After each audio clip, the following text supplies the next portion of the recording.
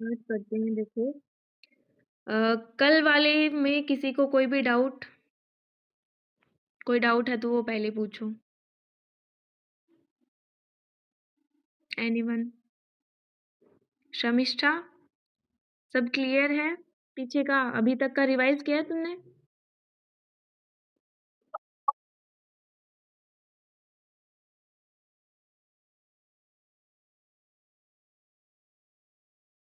अच्छा अच्छा अच्छा।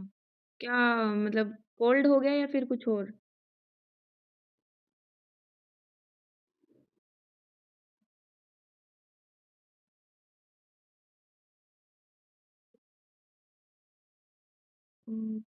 ठीक। अच्छा कोई नहीं, तुम ध्यान रखो, सबसे पहले हेल्थ का ध्यान रखो, है ना? अभी एग्जाम्स भी आ रहे हैं तो कोई नहीं, है ना? ओके। फिर देखो, हाँ आज अपन स्टार्ट करते हैं। अभी तक अपना स्मॉल इंटेस्टाइन जो है वो कंप्लीट हो चुका है, ठीक है। आज अपन स्टार्ट कर रहे हैं लार्ज इंटेस्टाइन, है ना? मैंने कल थोड़ा सा इसको पढ़ा दिया था लेकिन फिर भी मैं रिवाइज करवा देती हूँ।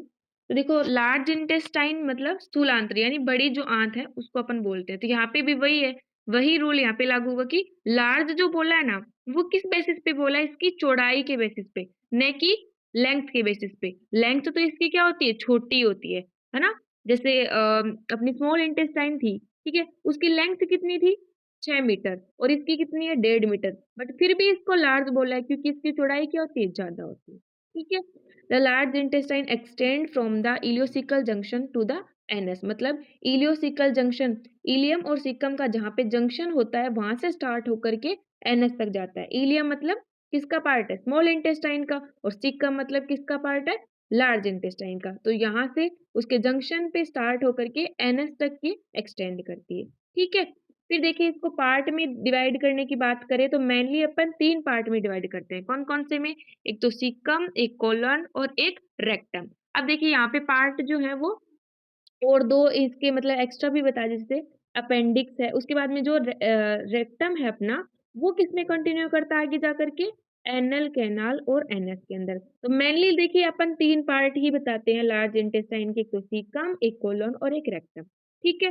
फिर देखिए नेक्स्ट अपन बात करें लार्ज इंटेस्टाइन का फंक्शन क्या होता है, तो वो क्या होता है? Absorption of water and electrolyte, यानी एब्जॉर्प्शन करेगा वाटर का और इलेक्ट्रोलाइट का एब्जॉर्प्शन करने का काम करेगा। और storage of undigested material until it can be expelled from the body as faeces. मतलब जो अनडाइजेस्टेड फूड है ना, उसका क्या करेगा? ये स्टोरेज करेगा जब तक कि उसको अपनी बॉडी से बाहर न करते, एक्सक्रीट न करते उसको, ठीक है। तो यहाँ पे ये दो फंक्शन कर रहा है, एक तो एब्जॉर्प्शन का और एक स्टोरेज का। नेक्स्ट देखिए, अपन फर्स्ट जो पार्ट है अपना सीकम, उसकी बात अपन करते हैं। तो चिकन को क्या बोलते हैं? देखो, लार्ज ब्लाइंड शेक, ठीक है, लार्ज ब्लाइंड शेक। अब इसको ब्लाइंड शेक क्यों बोला, कभी सोचा है आपने? तो देखो क्यों बोला होगा। यहाँ पे देखो ना, सीकम जो होता है ना, वो लैटिन टर्म सीकस से बनता है। सीकस से ये लैटिन टर्म से बनता है। उसका एक तो उसका नाम क्या होता है, मतलब हिंदी में अर्थ क्या होता है सीकस का? ब्लाइंड, ठीक है। एक तो ओरिजिन हो गया, और एक क्या होता है? लुक्स लाइक सेक, मतलब ये सेक के जैसा दिखता है। मतलब ये जो सिकम है ना अपना, वो सेक की तरह दिखता है अपने, एक थैले की तरह। और यहाँ पे क्या होता है? एक स्फिंक्टर प्रेजेंट होती है। तो स्फिंक्टर प्रेजेंट होने के कारण, और कहाँ पे होती है स्फिंक्टर? इलियोसिकल जंक्शन पे। तो इसलिए जो स्फिंक्टर प्रेजेंट है उसके कारण ये क्लोज्ड सेक लाइक स्ट्रक्चर बन जाती है, ठीक है। तो इसलिए इसको अपन क्या बोलते हैं? ब्लाइंड शेक, ठीक है। फिर देखो यहाँ से मतलब अ, ये जो लार्ज इंटेस्टाइन है वो सीकम से स्टार्ट हो रही है, क्योंकि फर्स्ट पार्ट ही तो आता है सीकम। तो इसलिए यहाँ पे ये लार्ज इंटेस्टाइन यहाँ से स्टार्ट हो रही है, ठीक है। फिर उसके बाद इसकी सिचुएशन की बात करें तो कहाँ पे होता है ये? राइट इलियक फोसा में। मतलब राइट साइड का जो इलियक फोसा है वहां पे ये सिचुएटेड होगा, ठीक है। फिर इसकी लेंथ कितनी होती है? तो 2.5 इंचेस इसकी लेंथ होती है। और ब्रॉड कितनी होती है? 3 इंचेस ये ब्रॉड होती है। देखिए इसकी ब्रॉडनेस ज्यादा है ना, इसकी मतलब सीकम की बता रहे हैं अपन फिलहाल तो, लेकिन मतलब ब्रॉडनेस इसकी ज्यादा है लेंथ से, ठीक है। वैसे है ना, सीकम के और इनके ज्यादा आपको याद नहीं करने, ये थोड़ा मैंने आपको मेनली क्या बताया था, स्मॉल इंटेस्टाइन के अंदर जो है ना ड्यूडेनम वाले पार्ट, वो इम्पोर्टेंट है, वेरी वेरी इंपॉर्टेंट। तो उनको याद करना है अपन को, ठीक है। ये याद नहीं भी रहे तो कोई दिक्कत वाली बात नहीं है। फिर देखो नेक्स्ट, ये क्या करता है, communicate superiorly with the ascending colon. Superiorly मतलब ऊपर की तरफ किससे करेगा, ये असेंडिंग कोलन में, और मीडियली विद द इलियम। ठीक है, इलियम मतलब स्मॉल इंटेस्टाइन का जो पार्ट है उसके साथ में ये कम्युनिकेट करेगा। उसके बाद ये posterior medially with the appendix. Posterior medially मतलब पीछे की साइड, और मीडियल साइड में किसके साथ में करेगा, अपेंडिक्स के साथ में। एक सेकंड, 2 मिनट रुकना।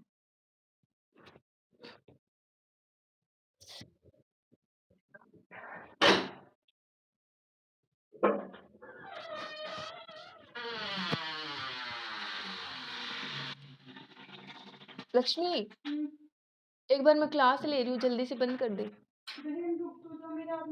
हाँ हाँ, कोई दिक्कत नहीं, तो बंद कर दे इसको।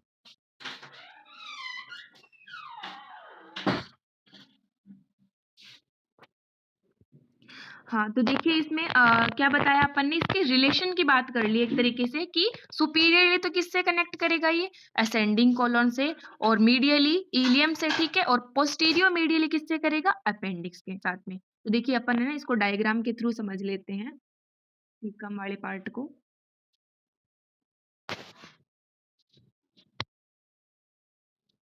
हाँ, ये देखो यहाँ पे अपन ने क्या बोला कि ऊपर ये रहा सीकम, ठीक है, ये क्या होता है, सीकम वाला पार्ट है ना, और यहाँ से अपना इलियम खत्म हुआ था स्मॉल इंटेस्टाइन का, उसके बाद में यहाँ पे सीकम स्टार्ट हो रहा है, ठीक है। तो सुपीरियरली किससे कर रहा है, असेंडिंग कोलन से, ठीक है, और मीडियली, मीडियल साइड में ही तो हुआ ना, यहाँ पे ये मीडियल साइड में हो गया, तो इलियम के साथ में मीडियली, ठीक है।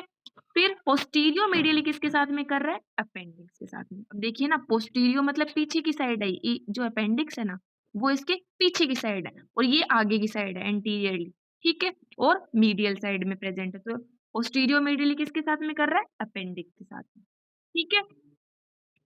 नेक्स्ट देखो अपन बात करें इसके टाइप्स की, है ना, इसके अपन टाइप्स की बात करते हैं यहाँ पे। तो इसके टाइप कितने होते हैं, 3 टाइप होते हैं, कॉनिकल, इंटरमीडिएट और एम्पुलरी, ठीक है। तो कॉनिकल टाइप जो है वो कितना होता है, 13% होता है, मतलब ये 13% प्रेजेंट होता है, ठीक है। और सबसे ज्यादा कौन सा होता है, एम्पुलरी, 78%, और इंटरमीडिएट होता है 9%, ठीक है। फिर देखो कॉनिकल जो टाइप है उसमें क्या होगा, appendix arises from the apex of the caecum. अब ना ये अपेंडिक्स कहाँ कहाँ से अराइज हो रही है, उसके मतलब है ना टाइप्स बता रहा है एक तरीके से। ये सीकम के भी टाइप है और अपेंडिक्स अराइजेज होने के भी टाइप है, ठीक है। तो यहाँ पे क्या होगा, सीकम के अपेक्स से कौन अराइज हो रहा है, अपेंडिक्स, तो उसको क्या बोलेंगे अपन, कोनिकल टाइप, ठीक है। नेक्स्ट दूसरा आता है अपना इंटरमीडिएट टाइप। देखो इंटरमीडिएट में क्या होगा, where the right and left caecal pouches are equal in size. अब देखो सीकम के अंदर क्या होता है, 2 पाउच बनते हैं, एक तरीके से पाउच ही तो है सीकम, अपन ने क्या होता है सैक लाइक स्ट्रक्चर बताई ना, तो वहां पे 2 मतलब लेफ्ट और राइट बोल दिया, है ना। तो वो क्या होते हैं, इक्वल इन साइज, साइज में इक्वल होते हैं, and the appendix arises from A depression between them. यानी अपेंडिक्स कहाँ से अराइज हो रही है, इस इंटरमीडिएट टाइप में जो राइट और लेफ्ट जो सीकल पाउच बताए हैं उनके बीच में डिप्रेशन बनता है, एक गड्ढा बनता है, वहां से अराइज हो रही है, ठीक है। फिर देखो नेक्स्ट एम्पुलरी टाइप की अपन बात करें, तो इसमें क्या होता है, where the right caecal pouch is much larger. मतलब देखो ऊपर वाले में इंटरमीडिएट में तो क्या था, इक्वल साइज में थे, लेकिन यहाँ पे क्या हो जाएगा, राइट वाला जो है वो much larger than the left, and the appendix arises from the medial side, medial side से ये अराइज होती है, ठीक है। तो ये 3 इसमें अपन ने टाइप बता दिए। फिर उसके बाद अपन नेक्स्ट बात करें सीकम की आर्टेरियल सप्लाई की। तो आर्टेरियल सप्लाई क्या होती है इसकी, anterior and posterior sickle artery. अब देखो एंटीरियर और पोस्टीरियर जो सीकल आर्टरी है ना, वो लिखो तुम किसकी ब्रांच है, इलियोकोलिक आर्टरी की, ठीक है, इलियोकोलिक आर्टरी। अब मेरे को एक बात बताओ, इलियोकोलिक आर्टरी जो है वो किसकी ब्रांच है, कहाँ पढ़ी थी अपन ने,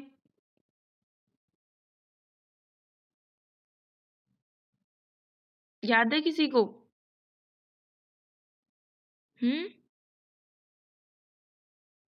चलो कोई ना। देखो इलियोकोलिक आर्टरी किसकी ब्रांच थी, सुपीरियर मिजेंट्रिक आर्टरी की, है ना।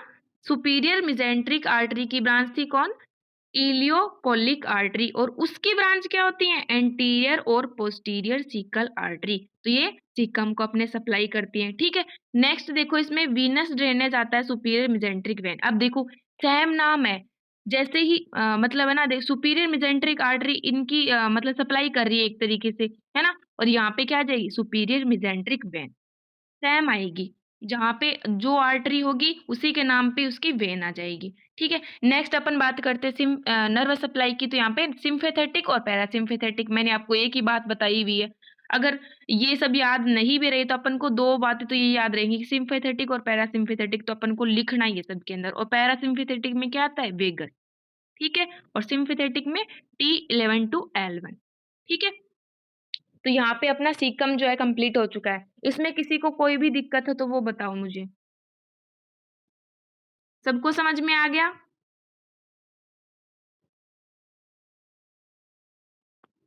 बोलो।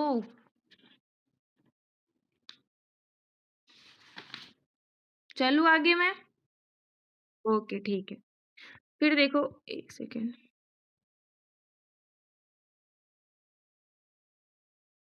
हाँ, तो देखो अपन नेक्स्ट बात करते हैं अपेंडिक्स की, ठीक है।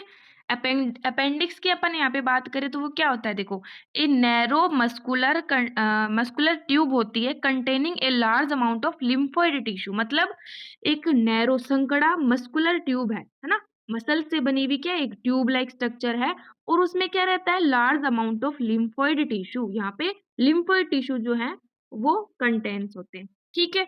और इसको अपन हिंदी में क्या बोलते हैं, उंडुक पुच्छ। उंडुक किसको बोलते हैं अपन, सीकम को, है ना। और उंडुक पुच्छ किसको बोला है, अपेंडिक्स को, क्योंकि ये क्या करती है सीकम के नीचे की तरफ एक तरीके से छोटी पूंछ के रूप में लटकी हुई रहती है, तो इसलिए इसको क्या बोल दिया उंडुक पुच्छ, ठीक है। नेक्स्ट देखो, this is a worm like diverticulum arising from the posterior medial wall of the caecum. मतलब ये क्या होता है एक वर्म लाइक डाइवर्टिकुलम है। अब डाइवर्टिकुलम का मतलब क्या होता है एक ब्लगिंग पाउच, यानी लटकते हुए पाउच की तरह। डाइवर्टिकुलम किसको बोलते हैं अपन, ब्लगिंग पाउच की तरह, मतलब है ना। Arising from the posterior medial wall of the caecum, जो सीकम है उसकी पोस्टीरियो मीडियल मतलब पीछे की साइड। उसमें देखो अपन ने रिलेशन में भी तो पढ़ा है ना सीकम की कि पोस्टीरियो मीडियली क्या प्रेजेंट होता है, अपेंडिक्स।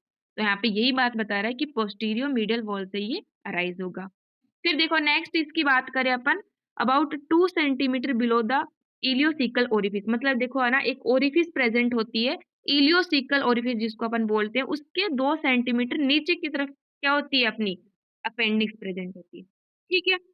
फिर इसकी सिचुएशन कहाँ पे होगी, राइट इलियक फोसा में, वही जहाँ पे सीकम थी वहीं पे क्या होगी इसकी अपेंडिक्स की होगी, ठीक है। तो राइट इलियक फोसा के अंदर ये प्रेजेंट होगी।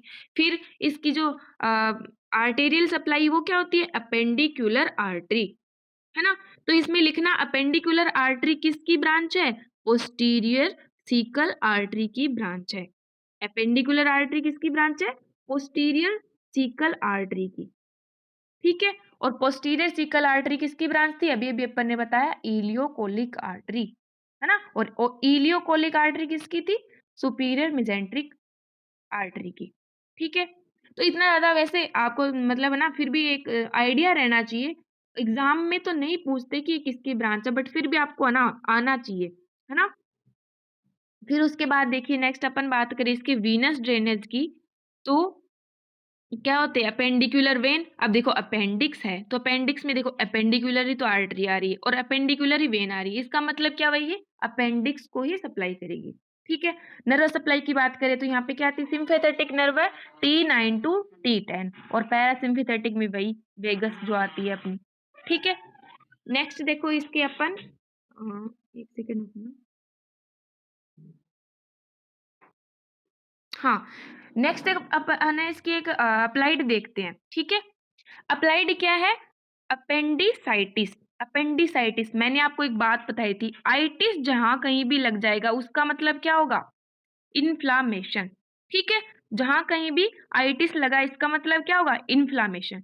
तो इन्फ्लामेशन ऑफ अपेंडिक्स को क्या बोलेंगे अपन, अपेंडिसाइटिस, ठीक है। Which causes vague pain around the umbilicus at the first next severe pain on MC Burney's point where maximum tenderness is felt। मतलब क्या देखो अब ये कहाँ से पेन स्टार्ट हो रहा है इसमें? अराउंड द अम्बिलिकस, अम्बिलिकस के चारों तरफ। और कहाँ पे देखो एमसी बर्नेस पॉइंट, ये अब ये जो एमसी बर्नेस पॉइंट होता है ना, ये अपने right side of the abdomen में प्रेजेंट होता है। और किन किन के बीच में?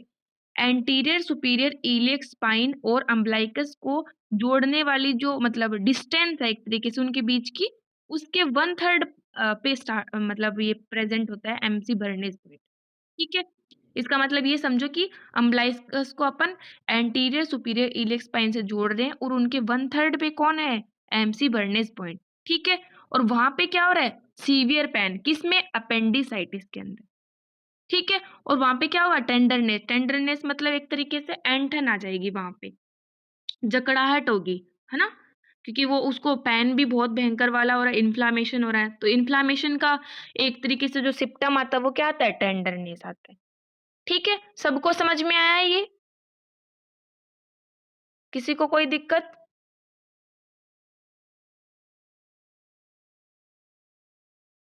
ठीक। फिर देखो नेक्स्ट अपन बात करें, ये तो इसकी बात कर ली अपन ने अप्लाइड की। ठीक है?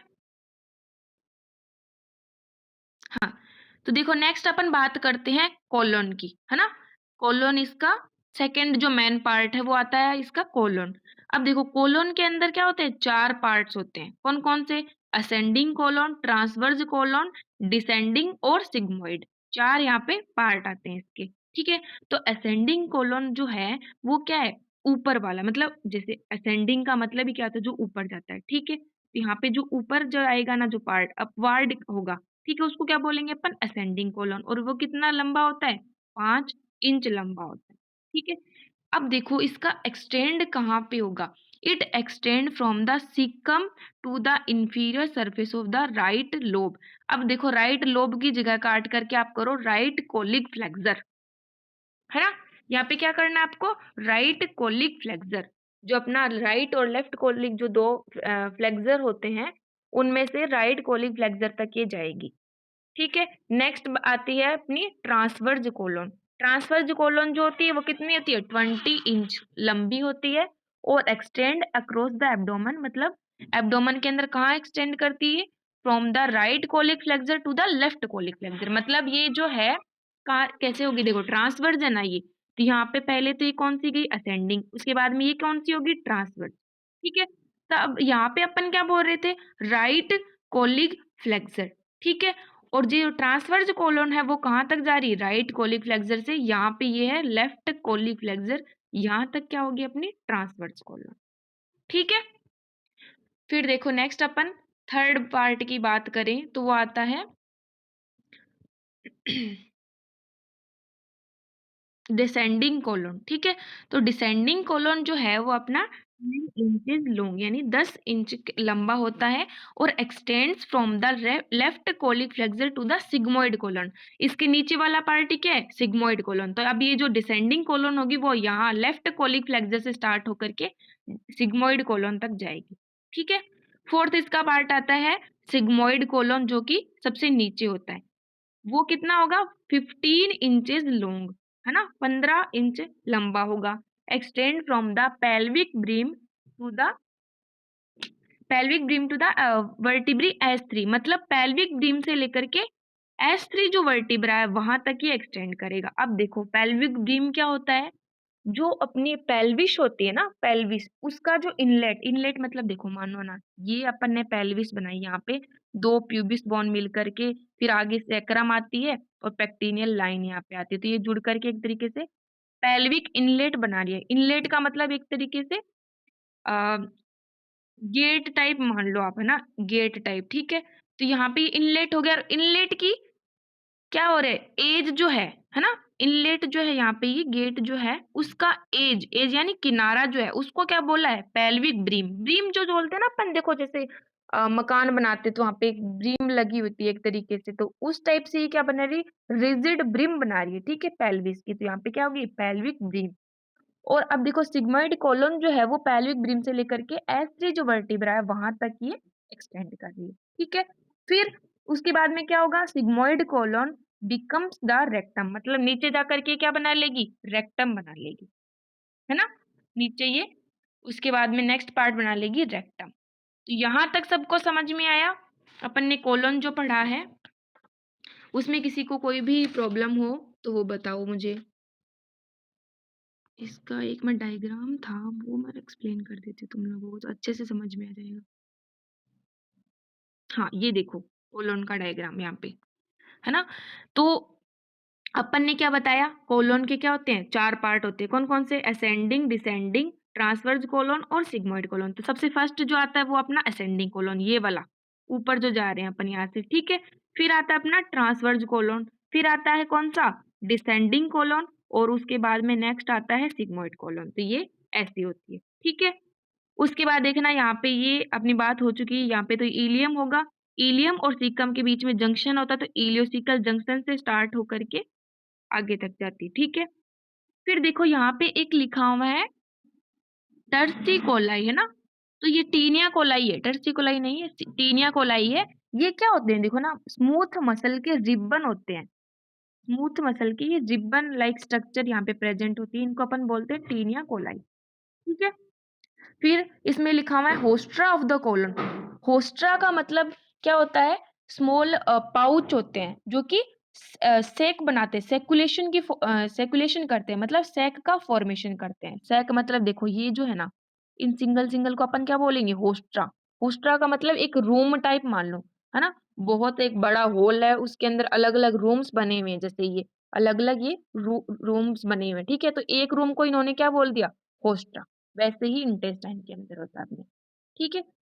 फिर देखो ये आगे सिग्मोइड कोलन अपन ने क्या बताया, यहाँ पे ये रेक्टम के अंदर कंटिन्यू करेगी, उसके बाद नेक्स्ट आ जाएगी यहाँ पे एनल कैनाल।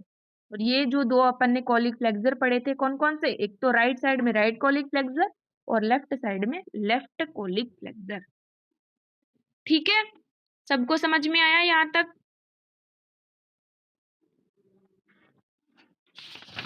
बोलो। ठीक है, फिर देखो एक, हाँ देखो इसमें भी यही बता रहे कि इस डायग्राम के अंदर right colic flexor, left colic flexor और ट्रांसवर्स कोलन यानी बीच में आ गई है, ठीक है? एक सेकंड रुकना तुम।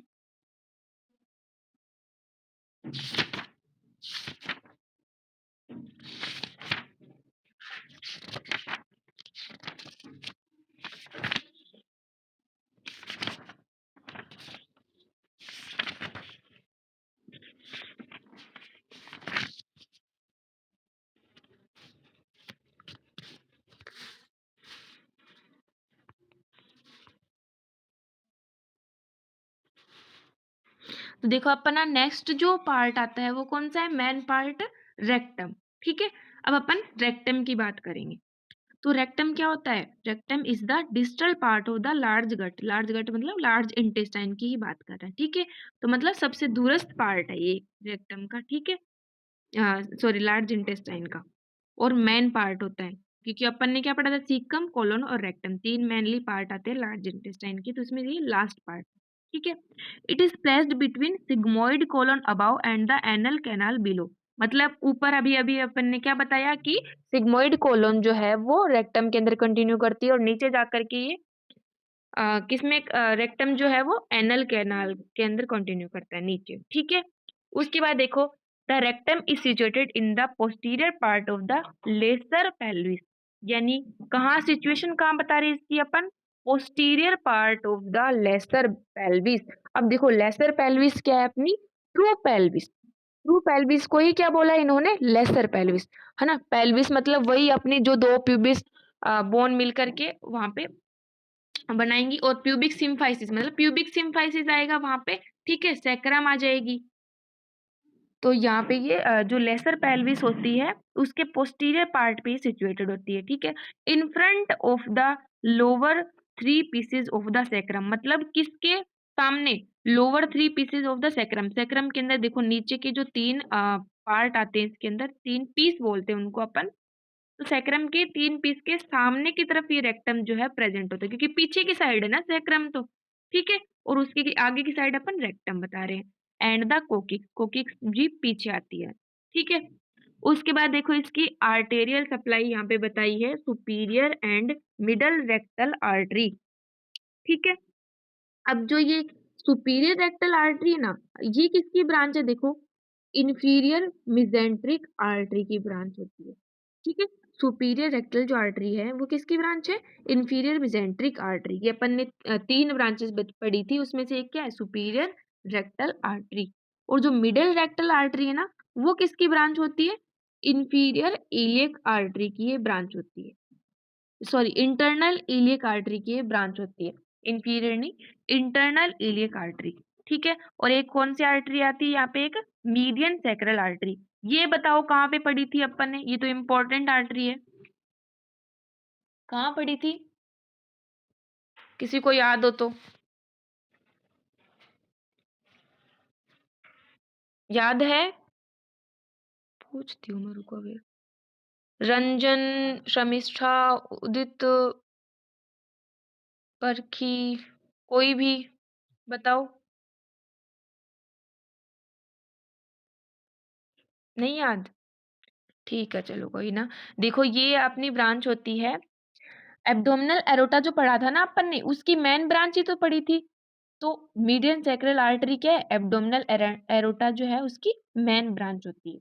ठीक है, उसके बाद में वीनस ड्रेनेज की बात करें तो यहाँ पे superior and middle rectal vein, वही आर्टरी के नाम पे ही इसका वेन का नाम आ जाएगा।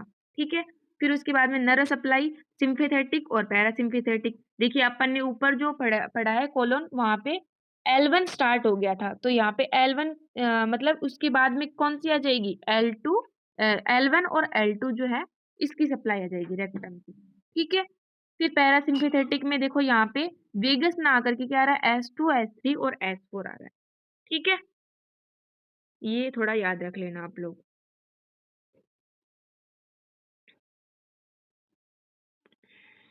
तो यहाँ पे देखो ये रेक्टम बताया हुआ है, आ, ये जो है अपन ने बता दिया ये रेक्टम है।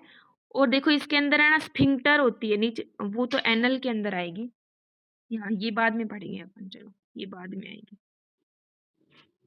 फिर देखो नेक्स्ट अपना टॉपिक आता है anal canal and anus. Rectum के नीचे क्या होती है, एनल कैनाल और एनस, वो अपन देखते हैं। एनल कैनाल किसको बोलते हैं, it is the lowest part of the alimentary canal, सबसे नीचे वाला पार्ट होगा। Above it is continuous with the lower part of the rectum, मतलब रेक्टम ही तो इसके अंदर कंटिन्यू कर रहा था ना।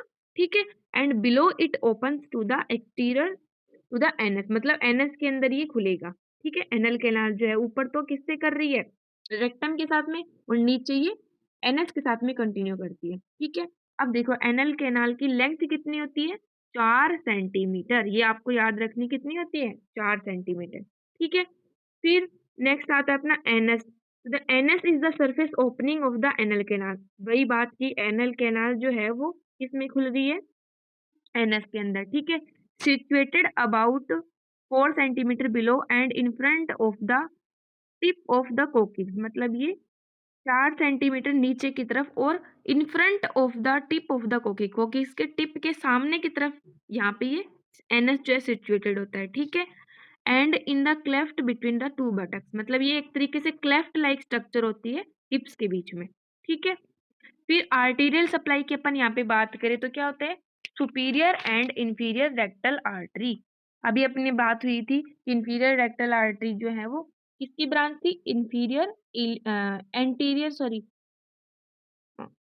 एंटीरियर इलियक आर्टरी की, नहीं इंटरनल इलियक आर्टरी की जो है ब्रांच थी। ठीक है, उसके बाद में वीनस ड्रेनेज जो है वो आएगा अपना internal and external rectal vein और एनल वेन, एनएस के नाम पे ही जो है एनल वेन आ गई, और रेक्टल वेन जो है वो रेक्टस को मतलब करेगी ड्रेनेज, तो यहाँ पे एनएस के लिए भी वही आ जाएगी। ठीक है, फिर अपन इसके नर्व सप्लाई की बात करें तो वो भी सेम होती है, रेक्टम को जो होती है वही इसको होती है। L1 और L2 सिंपैथेटिक, और पैरासिम्पैथेटिक में आ गई S2, S3 और S4। ठीक है, फिर यहाँ पे देखो ये रेक्टम अपन ने बता दी यहाँ पे। ठीक है, उसके बाद में ये एनल कैनाल और नीचे जा करके एनएस में कन्वर्ट हो जाती है। और ऊपर देखो अपन ने बताया था कि सिग्मॉइड कोलोन जो है वही कंटिन्यू करती है रेक्टम के अंदर। तो यहाँ पे देखो एक मसल आती है प्यूबोरेक्टैलिस मसल, है ना? वो इसके कॉन्ट्रैक्शन में जो है हेल्प करती है, ठीक है? और 2 अपनी यहाँ पे स्फिंक्टर आती है एनल स्फिंक्टर कौन-सी? एक तो इंटरनल एनल स्फिंक्टर और एक एक्सटर्नल एनल स्फिंक्टर और उनसे रिलेटेड जो मसल होती है, उनका नाम भी इन्हीं के बेसिस पे रखा जाता है। इंटरनल एनल स्फिंक्टर मसल और एक्सटर्नल एनल स्फिंक्टर मसल, ठीक है? तो ये यहाँ पे अपना जो लार्ज इंटेस्टाइन वाला पार्ट है, वो कंप्लीट हो गया। उसके बाद अपन एसेसरी ग्लैंड्स की आगे बात करेंगे। एसेसरी जो डाइजेस्टिव ग्लैंड्स आती हैं, नेक्स्ट क्लास में उसकी अपन बात करेंगे। यहाँ तक किसी को कोई प्रॉब्लम है तो वो बताओ, किसी को कोई भी डाउट है तो वो बताओ। सबको समझ में आया अच्छे से?